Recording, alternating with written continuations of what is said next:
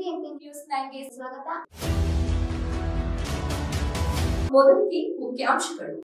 Guarantee ಜನ್ಮ ತಾಳಿದ್ದೆ ಬೆಲೆ ಏರಿಕೆಯ ವಿರುದ್ಧವಾಗಿ.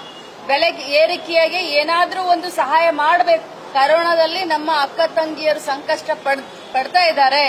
ಸಿಲಿಂಡರ್ ಬೆಲೆ 400 ಇದ್ದಿದ್ದು 950 ಆಯ್ತು. ಪೆಟ್ರೋಲ್ ಡೀಸೆಲ್ ಬೆಲೆ 100 ರೂಪಾಯಿ ಆಯ್ತು.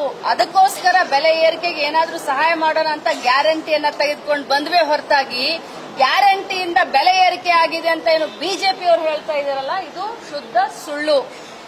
ಯಾಕೆ ಬಿಜೆಪಿಯವರು ಇದನ್ನ ಈ ಒಂದು ಜನ ಆಕ್ರೋಶ ರ್ಯಾಲಿಯನ್ನ ಮಾಡ್ತಾ ಇದ್ದಾರೆ ಅಂತಂದ್ರೆ, ಅವರ ಪಕ್ಷದಲ್ಲಿಯ ಆಂತರಿಕ ಕಚ್ಚಾಟ.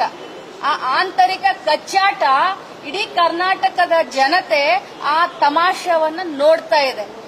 ಆ ಒಂದು ದಿಕ್ಕನ್ನ ತಪ್ಪಿಸ್ಲಿಕ್ಕೆ, ಕಾರ್ಯಕರ್ತರ ದಿಕ್ಕನ್ನ ತಪ್ಪಿಸ್ಲಿಕ್ಕೆ ಮತ್ತೆ ನಮ್ಮ ಜನರ ದಿಕ್ಕನ್ನ ತಪ್ಪಿಸ್ಲಿಕ್ಕೆ ಇವತ್ತು ಕಾಂಗ್ರೆಸ್ ಮೇಲೆ ಗೂಬೆಯನ್ನ ಕೂರಿಸಲಿಕ್ಕೆ ಜನ ಆಕ್ರೋಶ ರ್ಯಾಲಿಯನ್ನ ಮಾಡ್ತಾ ಇದ್ದಾರೆ. ಆದ್ರೆ ಕಾಂಗ್ರೆಸ್ ಪಕ್ಷದ ಧರ್ಮ ಏನು ಅಂತಂದ್ರೆ, ಜನರಿಗೆ ಕರೆಕ್ಟ್ ಆಗಿರುವಂತ ಒಂದು ಸಂದೇಶವನ್ನ ಕೊಡಬೇಕು. ಈಗ ನ್ಯಾಷನಲ್ ಹೆರಾಲ್ಡ್ ಬಗ್ಗೆ ಮಾತಾಡಿದ್ರು, ಅದ್ರ ಬಗ್ಗೆ ತಾವು ಕೂಡ ತಿಳ್ಕೊಳ್ಬೇಕು ಅಂತ ನಾನು ಹೇಳಲಿಕ್ಕೆ ಬಯಸ್ತೇನೆ.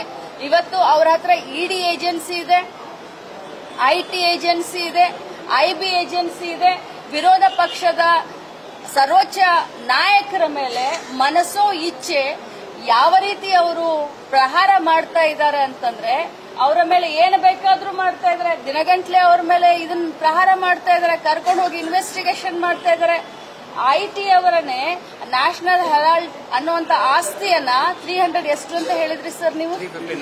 359 ಕ್ರೋರ್ ಅಂತ ಅವರೇ ಇನ್ಕಮ್ ಟ್ಯಾಕ್ಸ್ ದವರೇ ಡಿಕ್ಲೇರ್ ಮಾಡಿದಂತ 359 ಕ್ರೋರ್ ಅಂತ ಡಿಕ್ಲೇರ್ ಮಾಡಿದಂತ ಆಸ್ತಿನ 5,000 ಕೋಟಿ 6,000 ಕೋಟಿ ಅಂತ ಹೇಳ್ತಾರೆ ಬಿಜೆಪಿಯವರು ಭಾಷಣ ಮಾಡಬೇಕಾದ್ರೆ. ಅಂದ್ರೆ ಜನರ ಮಣ್ಣಿಗೆ, ಜನರ ದಾರಿಯನ್ನ ಯಾವ ತರ ತಪ್ಪಿಸ್ತಾ ಇದ್ದಾರೆ. ಇದಕ್ಕೆಲ್ಲದಕ್ಕೂ ಒಂದು ವೇದಿಕೆಯನ್ನ ನಾವು ಬೆಳಗಾವಿಯಲ್ಲಿ ಮಾಡ್ತಾ ಇದ್ವಿ, ಜನರ ಎದುರುಗಡೆ ನಾವು ಇಡ್ತಾ ಇದೀವಿ. ಬೆಲೆ ಏರಿಕೆ ಆಗಿರೋದು ಬಿಜೆಪಿಯ ಆಡಳಿತದಿಂದ, ಬಿಜೆಪಿಯ ನೀತಿಯಿಂದ, ಬಿಜೆಪಿಯ ಕೇಂದ್ರದ ಸರ್ಕಾರದ ಒಂದು ಫೈನಾನ್ಸ್ ಡಿಪಾರ್ಟ್ಮೆಂಟ್ ಆಗಿರಬಹುದು, ಬಿಜೆಪಿಯ ಒಂದು ಏನು ಅದಾನಿ ಅಂಬಾನಿಗೋಸ್ಕರ ಸಹಾಯ ಮಾಡ್ತಾ ಇದ್ರಲ್ಲ ಆ ಒಂದು ನೀತಿಯಿಂದ ಅಂತ ಜನಸಾಮಾನ್ಯರ ಎದುರಿಗೆ ಹೇಳಲಿಕ್ಕೆ ನಾವು ಈ ಕಾರ್ಯಕ್ರಮವನ್ನು ಮಾಡ್ತಾ ಇದ್ದೀವಿ.